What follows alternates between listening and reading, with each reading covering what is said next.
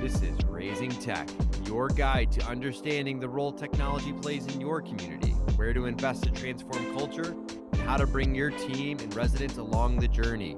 Sponsored by Parasol Alliance, your senior living tech partner. Tune in to explore the latest tech trends, dive into hot topics, and hear from industry experts, community leaders, and innovative vendors shaping the senior living tech landscape. Today's bonus episode features a special pre-recorded webinar, proudly sponsored by HeartLegacy. We're going to be going ahead and getting started. I want to officially introduce myself. I'm Christy Freeze. I am your host for today's conversation. And I'm so excited to invite you all to, or welcome you all to the Senior Living Sizzle.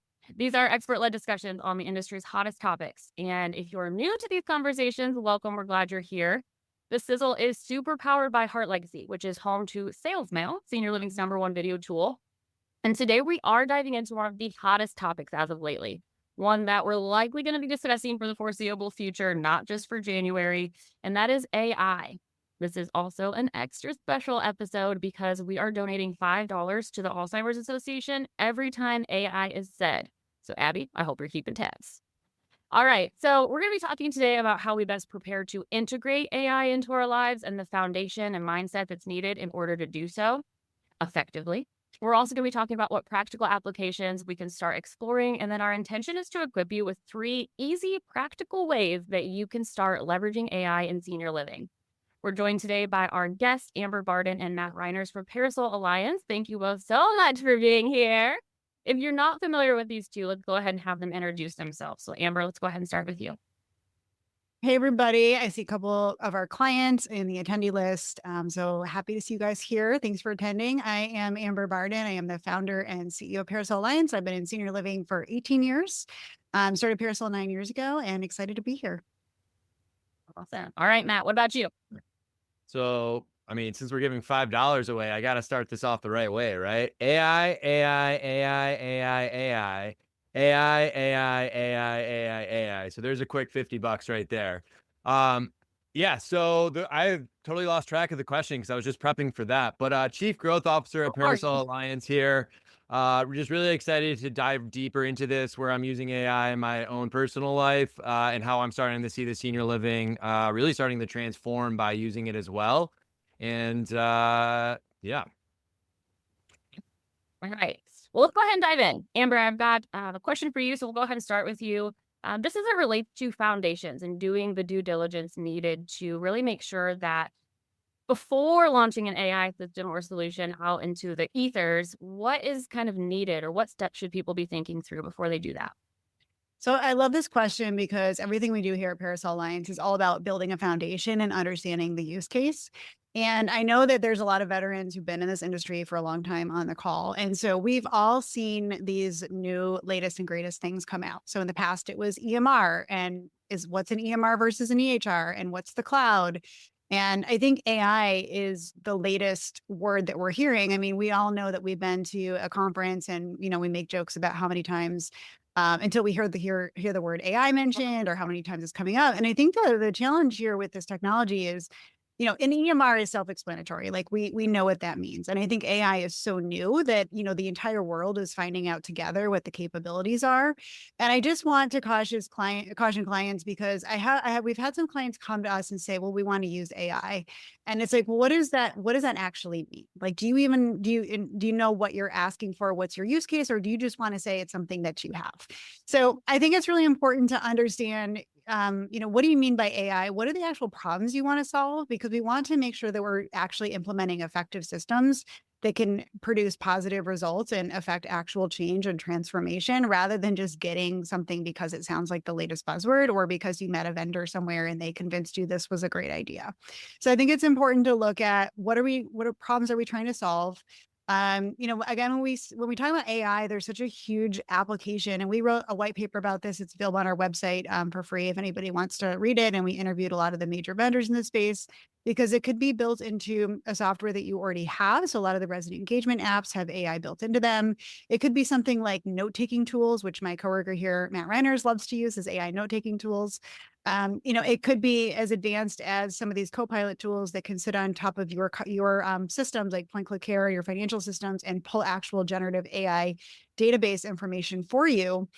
which sounds really cool and exciting. But I think we have to remember that we can't get data out unless we have data in our system. So if all your information is still in spreadsheets, that type of AI is not going to be useful for you. Same with like a KPI type system. So I think it's really important to just always take a step back, understand what are we trying to solve for, and then let's figure out how to solve this problem with AI being one of those options and not just something we're jumping to without fully understanding.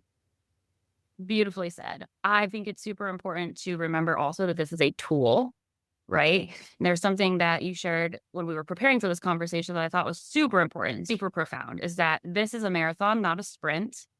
And that by treating it as a sprint, we could potentially make things worse, right? And we want to use this to enhance, optimize, to use Matt's word of the quarter, and to make things better and to make what we do better. So I love that.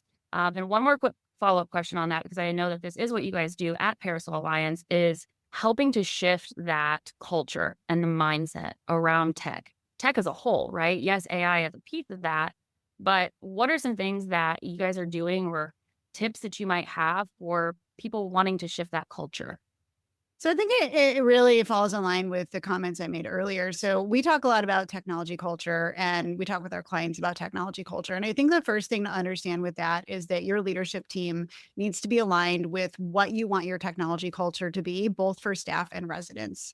And, do you want to be on the cutting edge, the bleeding edge, the leading edge? There's probably other edges I'm missing, behind edges, in the middle, where do you want to be? And I think you need to be in agreement because, I mean, so many times being in this industry for so long, and I'm sure everybody on this call can relate that, one department decides to go out and buy one type of technology. It's not fully vetted or the foundations aren't there and you're paying for something that never gets fully implemented. Maybe you've told residents about it and then they're frustrated that it never worked out or you didn't have the infrastructure to support it. So I think that it's really important to identify what are your technology priorities all around and where does AI and innovation fall amongst the other things that also need to get done from a process perspective, a business systems perspective, and infrastructure perspective. And I think by having that transparency in place with open conversations about where do you want to go, and again, going back to what problems are we solving, I think is how you can start to build that culture of embracing it. Because the last thing you want to do is just go out and buy the greatest thing without a good implementation plan. And then everyone's frustrated, like, oh, we always go out and buy this stuff and then we don't use it, or we just talk about doing it. We never follow through, or it's sort of half implemented. Awesome. Matt, anything you want to add to that? It's okay if Just no. about, just what was the original question? I mean, it's just about Foundations, tech, culture, just shifting the culture. I think. yeah. So I think from what I've seen coming over here, so I come from like the resident tech side and now kind of overseeing like all the technology, it's definitely a top-down culture. And I think as we're looking at the staffing shortages and some of the other things that this industry is facing, technology is one of those things that I think could help connect a lot of those dots. And I think just embracing that and understanding it, but also acknowledging, right? Like, I think a lot of people are scared about AI and becoming a humanoid robot that's, going around and taking over the nurse. But like, I look at it as more of a tool that's kind of been said already. And like, how do we optimize that to really enhance what we're doing in day to day and maximizing that human connection? Beautiful. I love that. And even kind of on that nurse example, like it makes me think about, I've worked in senior living communities for most of my career, and I know that the clinical team is busy, right? Well, everyone's busy, but they're busy. And if some of that charting or some of that more admin type stuff could be done, they get to spend even more time with their residents, right? Doing the human to human connection and care that is required. Yeah. Right. My next question is around kind of striking a balance. And we're kind of talking about that right now, as far as AI versus humans and maintaining that separation and understanding that we're not being replaced. We are given a tool to enhance what we do as humans. So is there anything that, any tips or any thoughts you have on striking a balance between those two? Yeah, so I'll give you the I think the phrase of this whole webinar, which is, quote, automate the mundane and elevate the meaningful, end quote. Yeah. So really, when I think about that, right, like using this as a tool to take over some of those tedious work, right? Like the data entry, answering some of those FAQs that are always happening, to really elevate what we're doing, right? If we've got 40 hours in the week, I imagine a lot of us are working more than that. But if you can save 10 hours a week, what are you going to be spending that extra 10 hours on, right? It's going to be more of that meaningful stuff, maybe that human connection stuff to really push the business forward or really optimize what you're doing.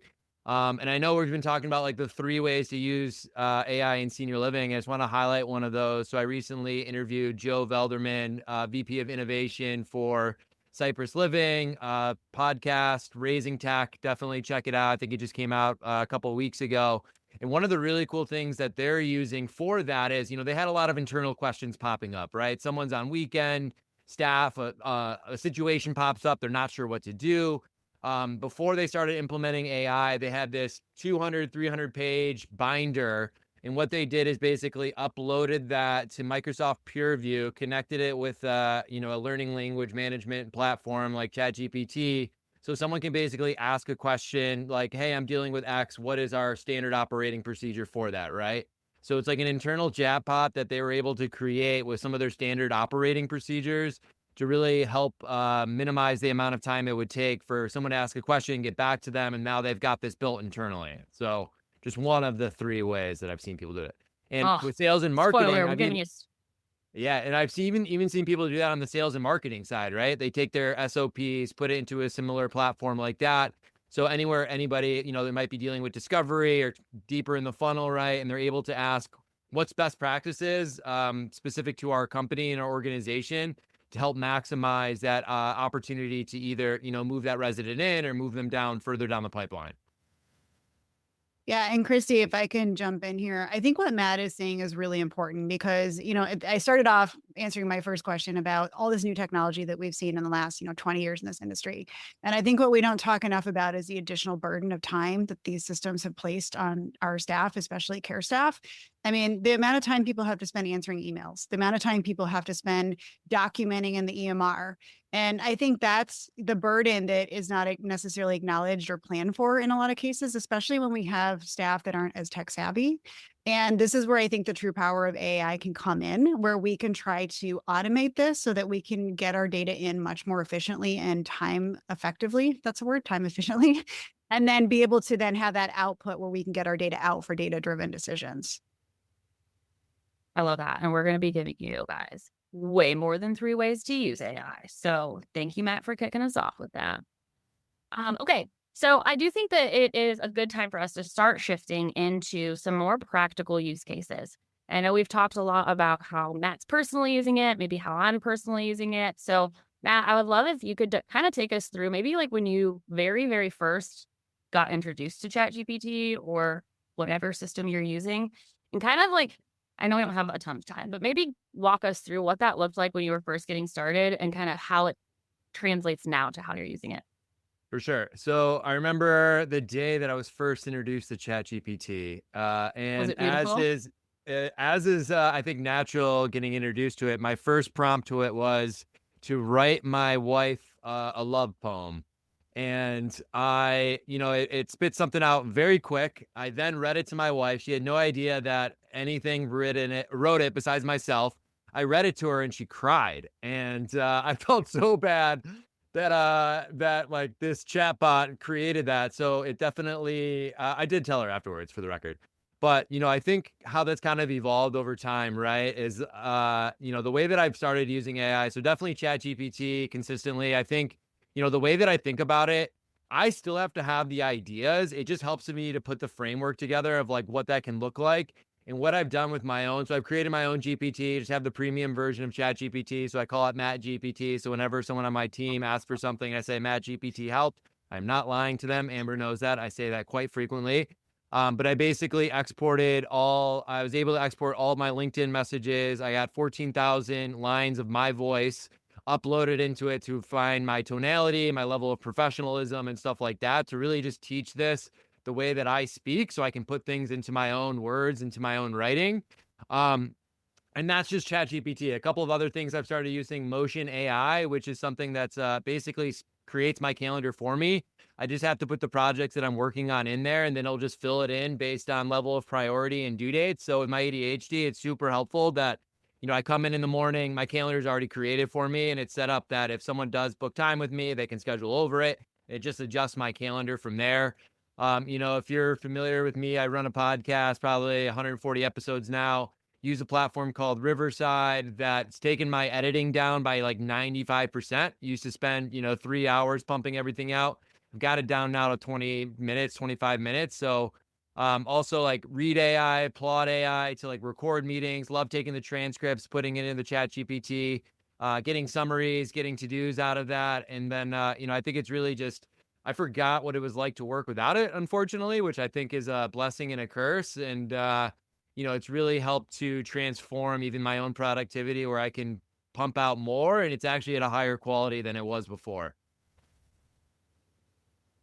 I have learned so much from you. So I love that you just share a little bit more of how you're using this.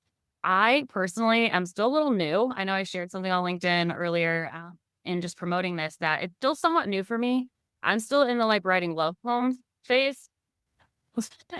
No, but there are folks on our team that have taught me about creating a meal plan, creating a grocery list, like anything that you would potentially use brain space for that you don't need to. I will say that I have found personally, I think I have more creative freedom. Like when I very first kind of started dabbling in it, right? And you all met Tucker on our team. He's taught me a lot as well, but it's not replacing my ideas. It's helping me refine some of my ideas and make them be more concise and valuable. And so I think that that's really, for me, been super, super impactful. Yeah, and to your point about, because I think, if people want to get their feet, put their toes into AI and using it, I think you may get a good call of like using it in your personal life. So I've started using this, like even just this last weekend. I had to create recipes for me, pick the recipes I wanted, had to create the shopping list for that based on the aisle. And then I basically just went, ordered it all online, scheduled the pickup. So got all my meals ready for the week that will need to cook. All will take less than 30 minutes. But that's probably saved me 2 to 3 hours from, I think over the week. And like now, what am I going to do with that time, right? I can be a better dad, a better partner, and taking out some of that. I'm going to go back to that quote from before, but automate the mundane and elevate the meaningful, and taking out some of those things that I need to get done, right? But like just trying to figure out of what that can look like. That quote's going to live on for decades to come. I can feel it in my bones. I love that. All right. We only have 10 minutes left, friends. So let's talk actually about specific senior living use cases. I know Matt shared one already. Are there any specific, use cases for senior living sales and marketing teams that you can see be really effective or helpful, especially if they're still just getting started in it? Either of you can go. Yeah, so I see a huge opportunity, especially for the marketing teams, just in terms of content creation, right? So like what anybody on this call can go do, take all the copy on your website, right? Any external facing copy, your brochures, your blog posts, put that into a GPT, identify your tonality, right? And the way that you're talking about things to kind of teach it that. And then what I would do is lean into AI to identify like what are some of the top 10 issues that baby boomers are facing, adult children are facing today. And, that's pulling from different resources. I've seen things that will pull it out of like Reddit and different things like that. Like, what are the main issues that these people are facing? And then going and creating content around that. And I think with something like that, right? Like I would not copy and paste it directly out of that. A key way to tell if someone's using a generative platform like that in their writing, if they've got the dash, right? If you see like the long dash, I don't even know where to use the dash myself. If it's a colon or semicolon, this is why I have a premium version of Grammarly to help me with those things. But what I would say is like it does 80% of the work for you, right? And then able to take that, repurpose that content, I think is a great way to do that. So in terms of like blog writing or email campaigns or social media posts, and then there's platforms like I know Canva's got an AI opportunity within it, like creating images and stuff around that. Like I do think you can create content at scale now and do it with a smaller team and really help to prioritize what that could look like. So I would say that would be another one of the three. I've got one more unless Amber's got one. No, why don't you keep going? I'll comment when you're done. Sounds good. and then the other one, I think there's a huge opportunity. So I think as salespeople, right, like there's been a transformation. Yeah, granted, depending on who you ask, maybe it's always been the most important thing, but the key in discovery, right? Like understanding who are you selling to and like what are their pain points and what are those things are.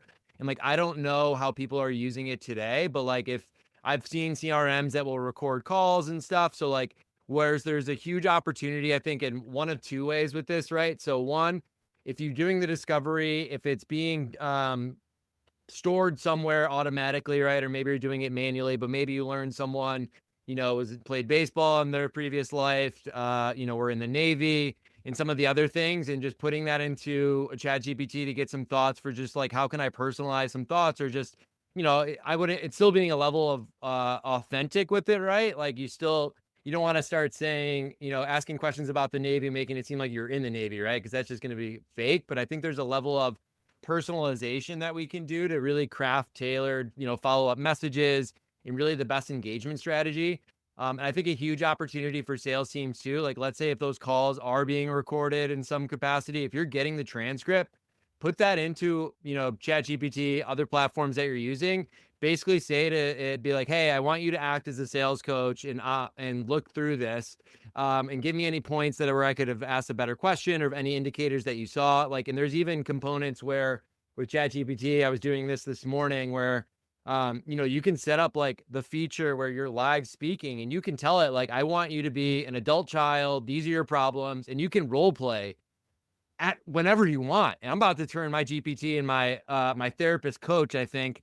I've got nothing too crazy to hide, so I can put it into the world. But I would say with, AI, just be nice to it in case it does ever take over. So if it's, in your digital file that you use, your manners. So just make sure of that. I've had to teach my wife because she's Always yelled at. very nice. Yeah, you got to be nice. My wife has been known to yell at, I won't say her name because she's right over here, but not my wife, but Alexa.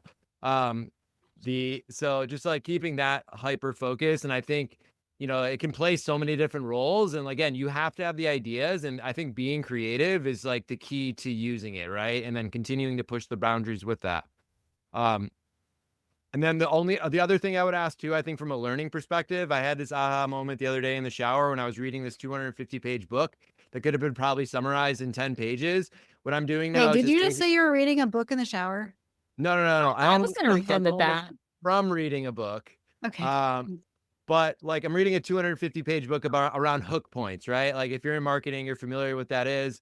There's so much fluff in this thing. So now what I'm trying to do is basically find that PDF, take that PDF or take best practices, get the summary for me so I understand the concepts that I can kind of pull on that information, uploading that into my GPT, and basically having that be my brain to memorize and remember everything. And then I can just pull on that information as needed.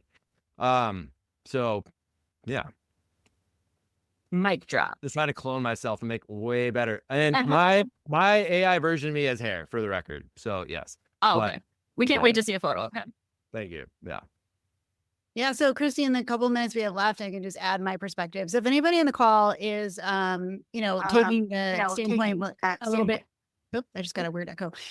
I do not use AI on a regular basis. So if anybody in this call is feeling like you're in the camp where you're a little bit unsure on how to use it, I just want to say that I am not a user. So I rely on Matt GPT to do a lot of that on my behalf. So I haven't jumped into personally using it yet. So I can understand if there's like hesitation or concerns about it. But I think everything Matt said is a great starting point for you to use. And I can't really speak too much to the sales and marketing side of AI. That's a lot more Matt's world. But we also have a podcast called Raising Tech, and we've had a lot of vendors in there talking about how they're using AI. We did an AI webinar. So if anybody on this call is interested in learning about AI applications in more clinical or resident engagement or false prevention type settings, I would say that's a great free resource to check out is Raising Tech podcast. And I think, I mentioned a couple of use cases earlier with just being able to do data and data-driven decisions. And I think that is something that I personally find really exciting. To be able to ask your systems as if you're asking your phone for information that it can search and give you generative AI answers. So I think that's pretty cool. Yeah. And I just want to shout out our host and their platform, because I think they're using AI in a great use case, right? To me, it seems simple. I'm a sales mail user. Big fan of it. And one of the things they do now, because before, I would have to basically title every video, and I would never title them, and I would lose them all the time. But now there's an AI function where it basically, I would imagine, takes my transcripts, comes up with a short, catchy title, automatically puts it in there to just make my organization that much easier. And like, that's a great example and use case of AI to, again, and I keep forgetting it, automate the mundane and elevate the meaningful, right? So taking those, maybe 30 seconds each time, right? But that adds up if you're sending out all of these all day. And like, that's just a great example of how I think AI can be used in the short run. Thank you so much, Matt, for that beautiful shout out. It has certainly enhanced and elevated my more meaningful conversation and definitely automated the mundane. So love this quote, love our AI functionality within sales mail. And yeah, I think that just enhancing what we're doing, right, versus completely replacing what we're doing. So I just want to, as we're wrapping up here, I want to open it up, see if there are any questions. I don't see any in the Q&A section. So Abby, if you do see any, holler at me.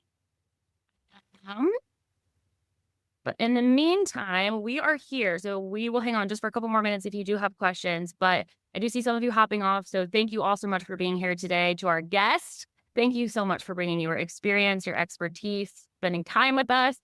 To our audience, we appreciate you spending 30 minutes of your time and attention with us. We know that is, a big ask. So stay tuned.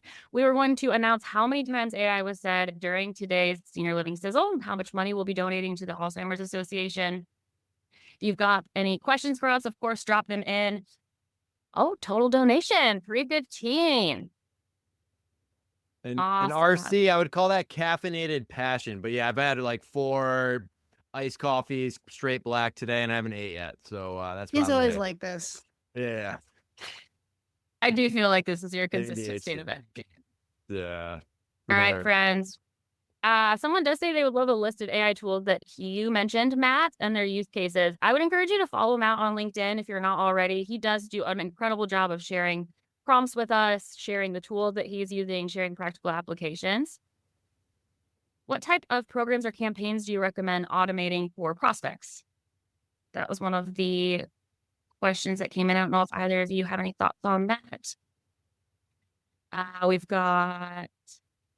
I could take that. See. And here, I did post this. Gosh, this was 7 months ago. I don't know if I can put it in the real chat because it looks like I can only do host and panelists. So I don't know if someone can put that in there. But that was basically just highlighting all the ones that I use today. And it pretty much lines up. I didn't say all those. Thank you, Abby.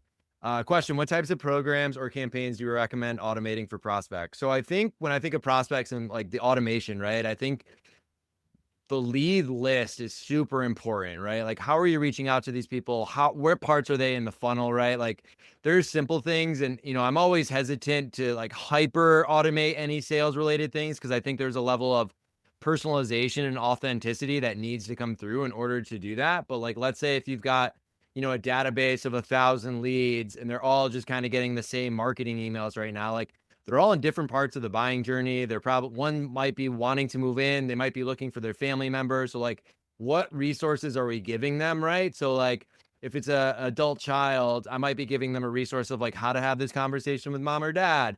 If it is someone that might be moving in and looking for themselves, like, all the benefits of the socialization and sharing the events that are coming up. So like, I would look at it more of like those along those lines. To basically create the content specific to the end user and what are some of their pain points, right? And like, there's ways you can do that based on data labeling to really hyper focus the right things to the right people at the right time. You can find us online at raisingtechpodcast.com, where you can see all of our episodes and contact us to provide feedback or submit an episode idea. We are on social media everywhere at Raising Tech Podcast. If you enjoy Raising Tech, please leave us a review and share with a friend. Music is an original production by Tim Riesig, one of our very own Parasol Alliance employees. As always, thank you for listening.